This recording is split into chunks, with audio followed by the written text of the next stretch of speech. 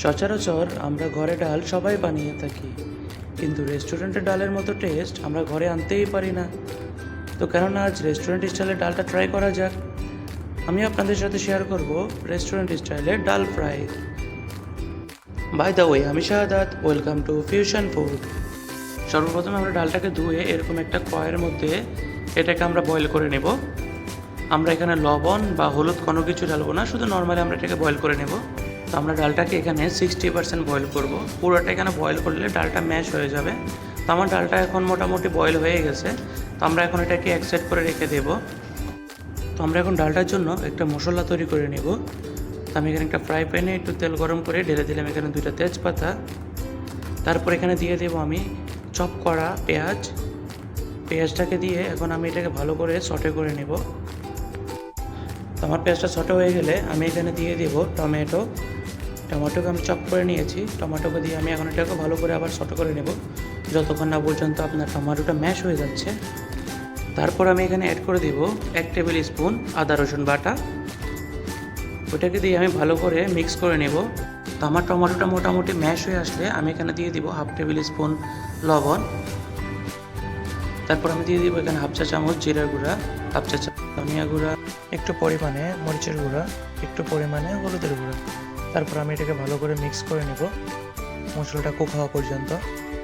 আমরা এখানে হালকা পরিমাণে পানি ইউজ করব, যাতে করে মশলাটা সম্পূর্ণভাবে কুক হয়ে যায়। আমার মশলাটা এখন বর্তমানে কুক হয়ে গেছে। তো আমি এখন এটা দিয়ে দিব আমার আগে বয়েল করে রাখা ডালের মধ্যে। দিয়ে আমরা এটাকে ভালো করে মিক্স করে নেব এখন ডালটার সাথে। এটাকে আবার এখানে বয়েল করে নেব একবার। আমাদের ডালটা বয়েল হতে হতে আমরা এখানে আরেকটা তরকা রেডি করে নেব। আমরা এটা ডাবল তরকা ডাল ফ্রাই বানাবো। আপনারা চাইলে সিঙ্গেলটাও দিয়ে করতে পারেন, বাট রেস্টুরেন্ট স্টাইলে ওরা ডাবল তরকাটাই মারে, কারণ হচ্ছে ওটার মধ্যে ফ্লেভার এবং টেস্ট অনেকটা বেশি আসে। তো আমি এখানে দিয়ে দেব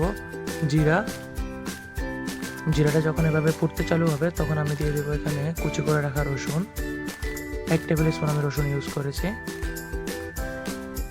তারপর আমি এখানে দিয়ে দিব শুকনো লঙ্কা, এটা আপনারা পরিমাণ মতনে দিবেন। তারপর আমি দিয়ে এটাকে ভালো করে এখন নাড়িয়ে চাড়িয়ে এটাকে সটে করে নিব। তারপর আমি এখানে দিয়ে দিব কাশ্মীরি লঙ্কার গুঁড়ো। এটা অপশনাল, এটা হচ্ছে শুধু কালারের জন্য। এটাকে দিয়ে এখন ভালো করে আমি আমার তরকাটাকে রেডি করে নেব। আমার তরকাটা বর্তমানে রেডি। আমি এখন এটা দিয়ে দেব ডালের উপরে। হালকা পরিমাণে কিছু রেখে দিয়েছি আমি গার্নিশের জন্য। আমরা এখন এটাকে ভালো করে মিক্স করে নেব। আমরা এখন এটাকে আরও 2 মিনিটের মতো এখানে কুক করে নেব। আমি আগে বলেছিলাম আপনাদের ডালটাকে 60% কুক করার জন্য, নাহলে আমরা এতক্ষণ এখানে আরও মশলার সাথে এগুলো করতে পারতাম না, নাহলে ডালটা ম্যাশ হয়ে যেত। এটাই হচ্ছে রিজন। আমার ডাল ফ্রাই রেডি। আমরা এখন এটাকে সার্ভ করব। আমি যে অল্প পরিমাণে তরকাটা বাঁচিয়ে রেখেছি সেটা এখন আমরা উপরে দিয়ে এটা দিয়ে দেব। তো আমার ডাল ফ্রাই বর্তমানে রেডি। ভিডিওটা ভালো লাগলে অবশ্যই একটা লাইক, কমেন্ট, শেয়ার করবেন আর সাবস্ক্রাইব করতে ভুলবেন না। ধন্যবাদ।